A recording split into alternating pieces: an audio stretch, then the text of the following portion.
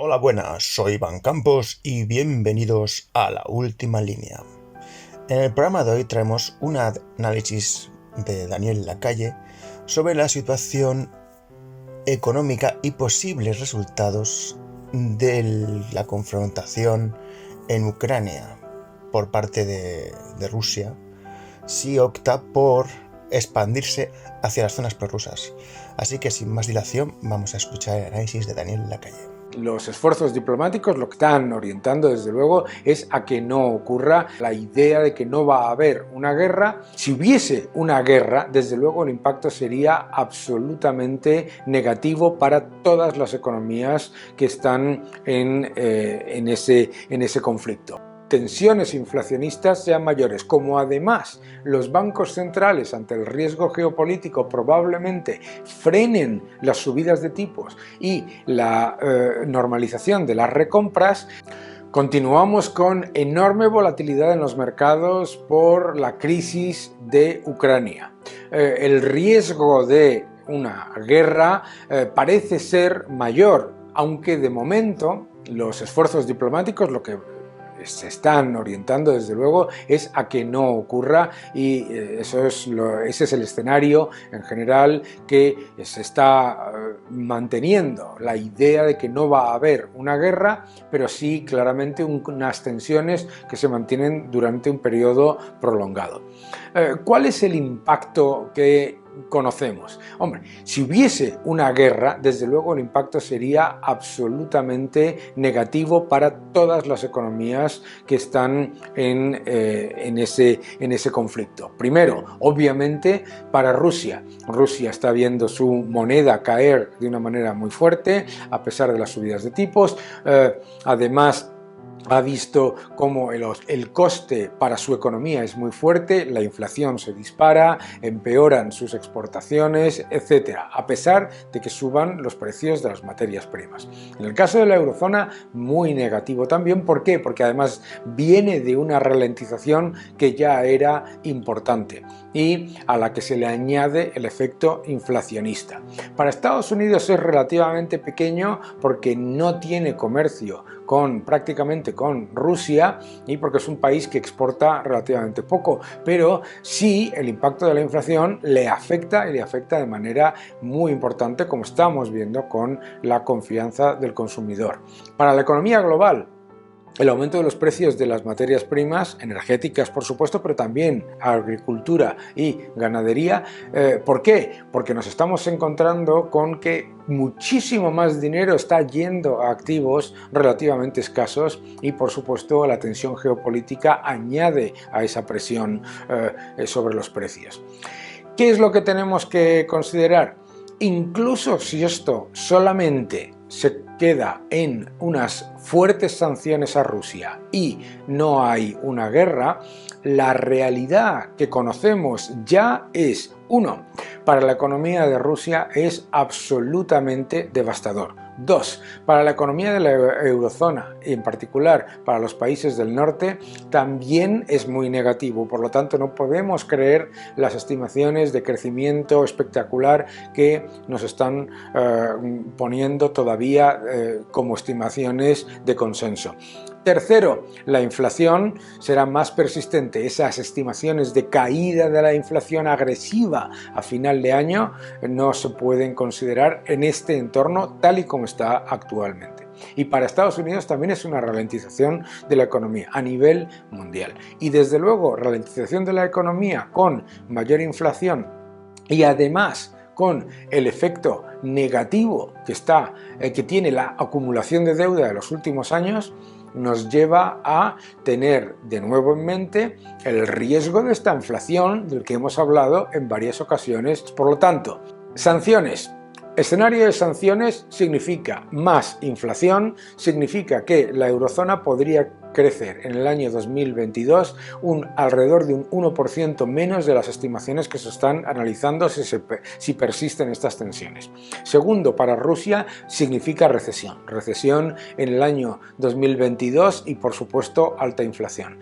Para Estados Unidos significa una ralentización de un crecimiento que en cualquier caso estaba yendo más lento, y para el mundo que las tensiones inflacionistas sean mayores. Como además los bancos centrales ante el riesgo geopolítico probablemente frenen las subidas de tipos y la normalización de las recompras, significa que habrá más cantidad de dinero yendo a activos relativamente escasos como son las materias primas, es decir, más persistente inflación de lo que se estimaba. Por lo tanto, un escenario incierto, pero en cualquier caso en el que nuestra apuesta por exposición al dólar, exposición a Estados Unidos, menor exposición a activos cíclicos se mantiene.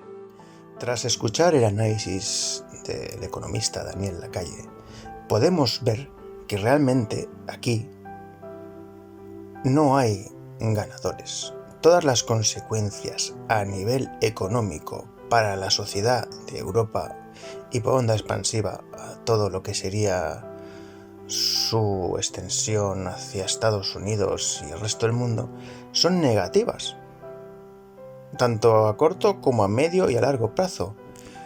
En el caso de que no se produjera un conflicto y que Putin se replegara, ya se ha producido un daño a la economía que va a tardar bastante tiempo en recuperarse, en sanarse. Pero la cuestión es que eso es in situ ahora. ¿Qué pasa? Que cuanto más tiempo se alargue esta situación de estancamiento o enquistamiento, como quiere decírsele, más difícil va a ser reparar o estabilizar una hegemonía socioeconómica que nos permita desarrollarnos y volver a un status quo en el que podamos convivir sin la preocupación de un conflicto socioeconómico por parte de Ucrania y su vecino Rusia. Pero claro, estamos hablando de fuerzas del macroentorno, como pueden ser el Estados Unidos, que ha sido el catalizador de esta pésima partida de ajedrez y que se ha metido con un jugador de ajedrez excepcional que es Rusia. Si no son los mejores, de los mejores jugadores de ajedrez que hay en el mundo son rusos. Y esta partida la han visto venir a 1 kilómetro y han engañado al otro jugador.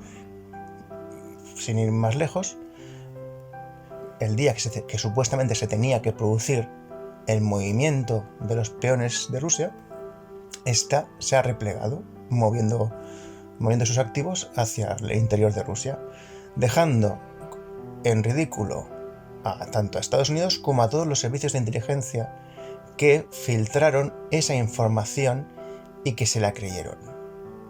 A ver, esto es una partida de ajedrez, pero aparte de eso, los jugadores son trileros y uno ha demostrado ser más hábil que el otro.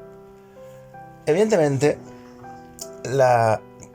si se produce un conflicto en Ucrania, va a ser malo, pero va a ser igual de malo el estancamiento que está produciendo una onda negativa a nivel de regeneración económica y en la sociedad. Por lo tanto, en todos los escenarios son negativos. Lo único que hay que tener en cuenta, lo que hay que buscar, es el escenario que produzca menos daño y permita una rehabilitación y reconstrucción para que haya un desarrollo, porque a lo mínimo que tenemos que optar es a que se produzca el mínimo daño posible, tanto a la población como a las estructuras sociales, para que se siga manteniendo la sociedad y el desarrollo de la misma. El problema es que cada vez está más enquistada, más degenerada, y los estamentos que tendrían que velar por ella cada vez están más corruptos y degenerados a nivel moral, metafórico, administrativo, y es lo que va a producir una implosión desde dentro a nivel social. Estamos al borde de que el vaso se desborde, y cualquier tontería, por pequeña que sea, es lo que hará que el vaso se desborde. Y será por algo tan insignificante, pero es que claro, da igual que sea insignificante, es ya toda la acumulación de daño social, socioeconómico, sociopolítico, que se ha ido acumulando y que aquellos organismos que tenían que velar para que esto no se produjera no han impedido que se produjera, al contrario, han incrementado y ahora forman parte del problema, por lo que nunca vamos a poder encontrar una solución por parte de estos estamentos. Entonces hay que obrar en consecuencia y buscar el mínimo daño posible, que se produzca el menor daño posible y poder así obtener una capacidad de acción para poder optar por la mejor opción. En síntesis, comparto el análisis de Daniel Lacalle y espero que este análisis, desarrollo que he hecho les sirva y les aporte algo. Les espero en un próximo programa de La Última Línea.